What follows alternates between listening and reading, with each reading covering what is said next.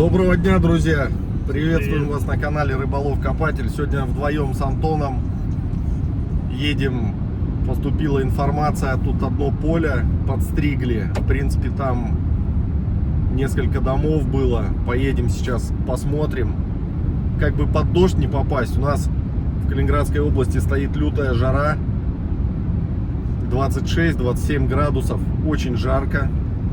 Но был один день, налетел какой-то циклон, просто град, вот такой вот местами выпал. А мы едем копать, и опять какая-то туча висит, очень она не нравится. Вы видите это, друзья? И мы едем как раз туда. Как раз туда. Гель для душа взяли? Ага. Я даже дождевик не брал. Рапс у нас отцвел уже на полях. Уже, видите, желтого цвета совсем нет. Скоро, наверное, будут собирать. Так что не переключайтесь, подписывайтесь, кто еще не подписался. Ставьте палец вверх и колокольчик нажимайте, чтобы не пропустить будущие видео. Обязательно переходите на канал и смотрите предыдущие, там, популярные видео, выбирайте. Много всего интересного есть. Поехали.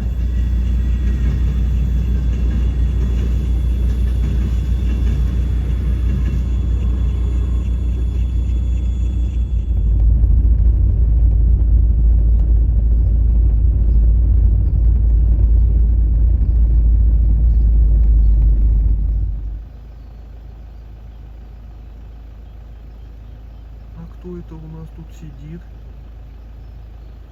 Сеньор! Сеньор! Мужчина!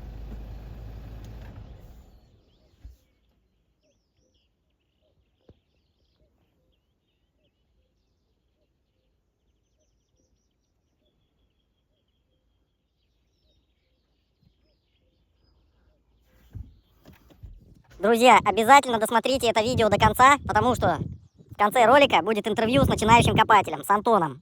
Может быть, для себя вы узнаете много интересного. Не переключайтесь. Тут вот травку подстригли. Сейчас пойдем вдоль леса. И там домишки были. Как раз там побродим. Походить нам разрешили, но сказали, чтобы четко все за собой было закопано.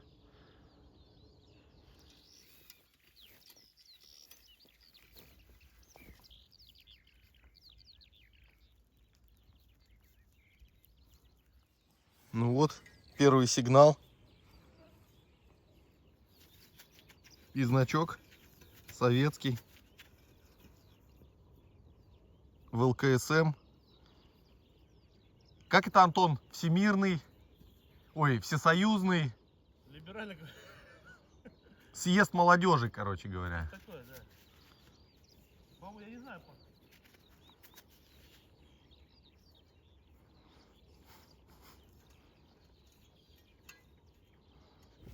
Антон оформил находку. И вот такой топор ему попался. Сказал, заберет домой и будет потом в хозяйстве применять. Правильно, Антон? Огурцы резать. Ну и дрова колоть таким вообще легко можно. Красавчик просто. Зачет. Сейчас вот подходим к месту. Здесь вроде как типа ресторана, да, или таверны было, Антон. Наверное, да. Перекресток 4 дорог, поэтому... Угу. Может, Были, что и обычно будет. ставили так вроде. Алкоголь места его. Сейчас будем смотреть. Вот там таверна была, где деревья. Вот по пути попался Манитос, 5 фенигов. Уже такая местность, как в пустыне. Почва трескается. И говорят, лето будет еще жарче, чем прошлое. А прошлое было очень жаркое лето, друзья.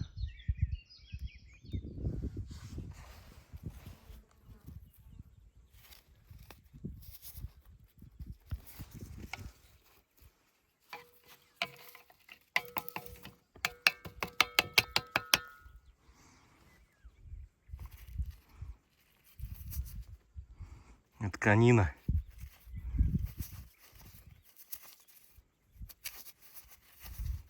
Огромная бронзовая конина. Ну, мне так кажется, по крайней мере.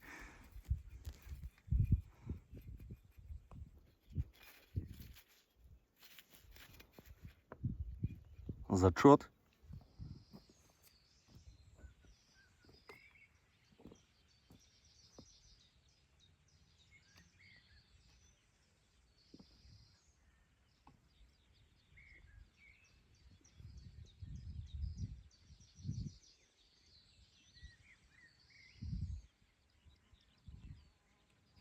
Какая-то пломбочка попалась.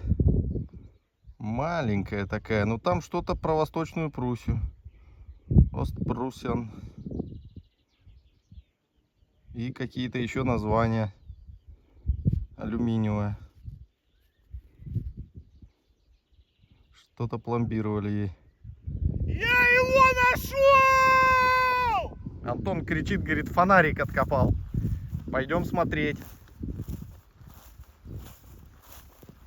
Современка, не? А? Современка? Да, современный. Ну, на глубине, ё-моё. Слышь, надо батарейки ставить, может работает все? Охотники, наверное, потеряли. Может быть.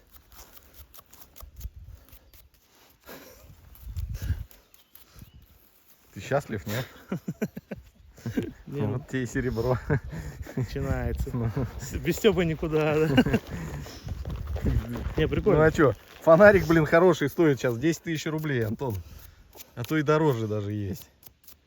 А тут тебе это самое. Ну-ка, нажми, может заработает сейчас. Ссылочка в описании. Ага. На вид. Ну, он аккумуляторы может там.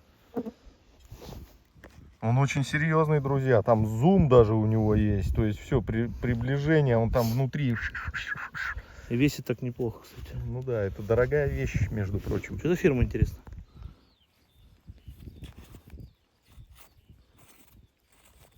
Ладно.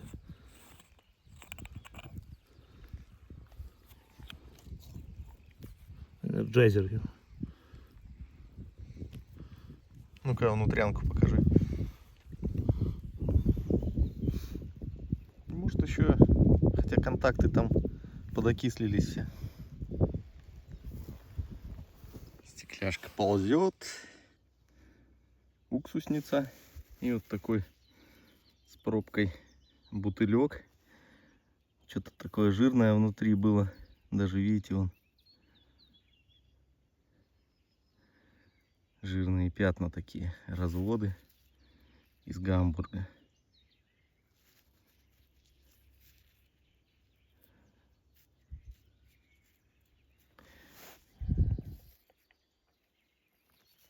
Какие-то аптечные дела, может.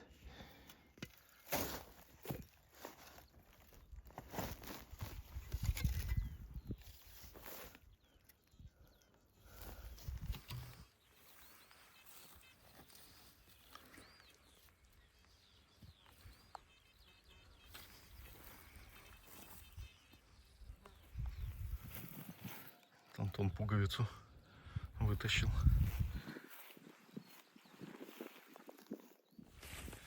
Сходил к машине, попил. Ходим, гуляем. Дождик закапал, ребят. Вот она наша погода. То жара, то солнце, то ветер. Теперь натянуло дождик. И повсюду зайцы бегают, короче. Чудеса какие-то. Фенингов, кстати, уже надолбил. Ого-го. Ну, он всякий жбанец, ребята, лезет просто. Но нам-то надо что-то интересное с вами.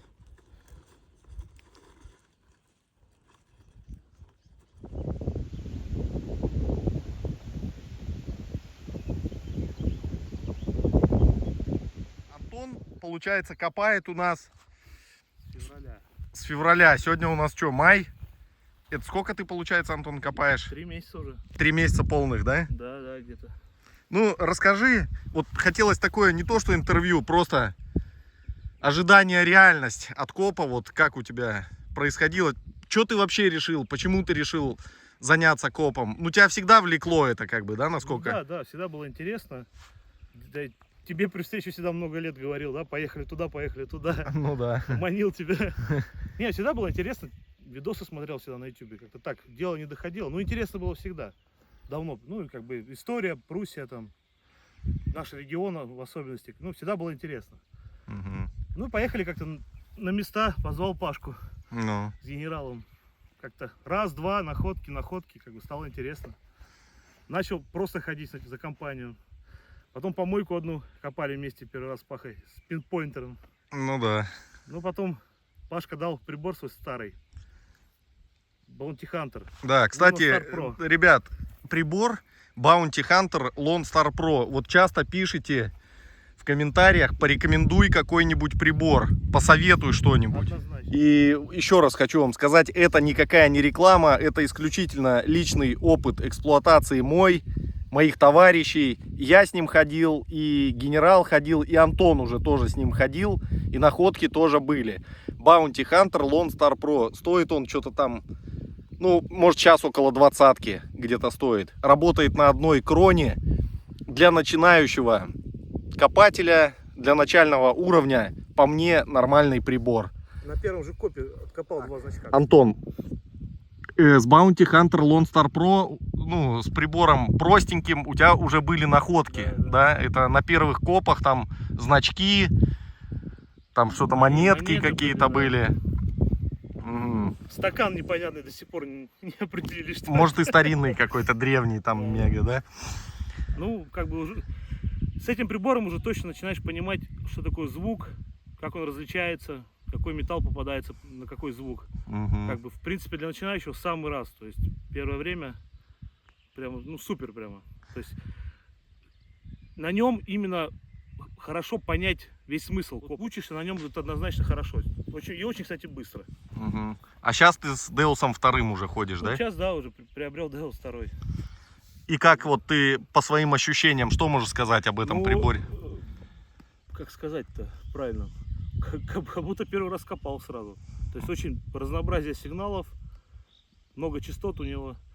Можно сказать, что учишься по новой. Мгм. Ну, а так, конечно, находки, как бы, мир звука открывается по-другому, конечно. Ну, тебя устраивает этот прибор Да, полностью? Такой iPhone в мире приборов. Ага.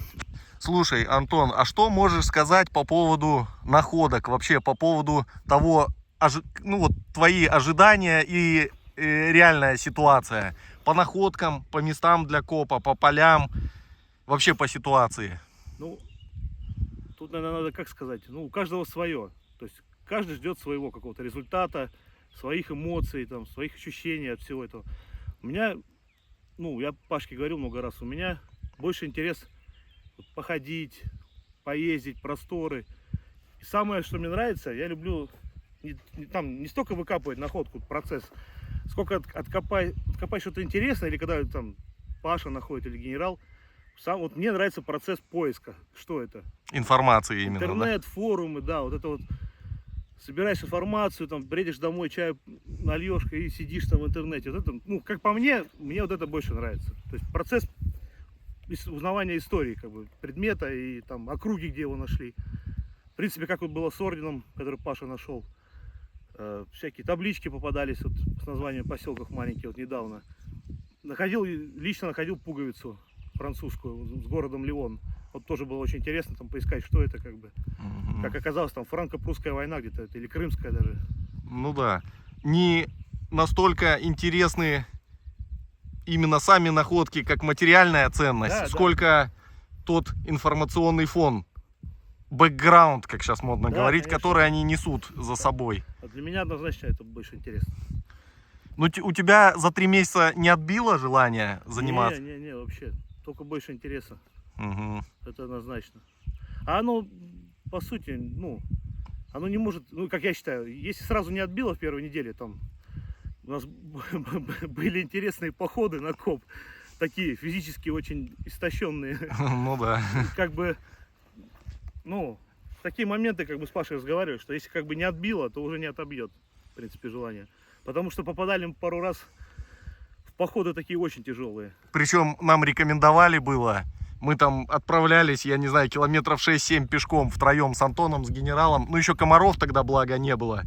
нагуливали такой километраж по грязи, по пересеченной местности, и все в холостую. Там не то, что что-то найти, а место на копа, для копа не смогли найти. Вот это вот, и такие истории, они сплошь и рядом случаются. Да, да, поэтому, ну, такие моменты ты понимаешь, твое, не твое, я, ну, как по мне. Я на утро проснулся, уже был готов куда-то ехать. Желание не отбило за 3 Не, месяца, однозначно короче. нет. Я тебя понял. А что бы ты мог порекомендовать, Антон, начинающим копателям, которые еще не приступили к этому делу, но подумывают о том, чтобы приобрести прибор и как-то увлечься этим хобби, затеей этой? Ну, наверное, скорее надо найти кого-то, кто ну, покажет этот процесс. Там, знакомого, незнакомого, может кто-то на форумах там написать, там, я думаю, что ну, будут люди, кто не откажет. И как вот я делал первый раз, я просто ходил рядом, без лопаты, без прибора. Процесс, вот, понять, вот, встали рано, чаю сделали с собой, поехали, походили, посмотрели карты старые. Вот сам процесс понять со стороны сначала. Ну, те же видео на YouTube, там, Пашин канал, там, многие другие. Смотрите, я очень много смотрел, не 1 год далеко. Смотришь, там, интересно. В принципе, половину находок уже там знаешь, что это, от чего это, как бы, ну, когда сам еще находишь там то, что видел на видео, там, как бы, ну, о, блин, там, он находил, я нашел, ну, Сопоставляешь что-то там, да? да, со стороны. Антон, а вот скажи, физическая нагрузка, как ты ощущаешь, ты вообще физически себя лучше стал чувствовать Конечно, с копом? однозначно, да. Сидячая работа, там, вечно за рулем, как бы, то есть, ну, оно физически по мне видно, да, что-то как бы, ну... Ну да, ты ж сбросил ого-го, кстати да, говоря. уже больше 10 килограмм. Ну, при том, что ты не так уж прям супер часто ездишь. Да, ну, по мере, да, как свободное время от работы. Буквально там, ну, считай, несколько раз в неделю. Ну, раз-два, да. И как бы и результат, и сам себя чувствуешь гораздо... Да, никаких там, ну, никаких там каких-то диет, там, ограничения хлеба, чего-то. Тупо коп. И уже дает, как бы, эффект. Ну да. А дальше, дай бог, еще все более будет лучше и лучше становиться. Дальше, дай бог, наконец-то серебро найду. Антон мечтает найти все серебро. 3 месяца ни одной монеты серебряной. Ну ничего, все впереди еще, значит. Ну, спасибо Антону за такой краткий экскурс. Друзья, если у кого-то какие-то вопросы, именно информационные такие есть, на которые вы бы хотели, чтобы я ответил там, или ребята, с кем мы вместе ездим, пишите, будем такие маленькие организовывать. Может, стрим все как-нибудь запущу, но надо так, чтобы все совпало, и хороший интернет, и погода, и настроение, и время, чтобы было такое, чтобы всем удобно было. Так что всем спасибо за внимание, и оставайтесь с нами. Все, всем Пока. А вот начинающий копатель наш. Чехол для фонарика приобрел. Да, у него хабарница, смотрите какая. А он под серебро сразу хочет, чтобы в мякиш класть ее. Но сегодня вон фонаря взял какого. Не хухры-мухры. Уважаемые подписчики, мы уже с вами рассмотрели такое поверье, когда цветет рапс, начинает ловиться сарган на море. А вот данные растения называются люпины. Когда люпины цветут, знаете ли вы, что происходит в природе? Пишите ваш ответ в комментарии. На этом наш сегодняшний несколько сумбурный выпуск мы заканчиваем. Отправляемся домой. К сожалению, на этом поле копать очень тяжело, практически невозможно, потому что почва очень сухая и твердая. Ну ничего, будем искать новые места. Всем пока.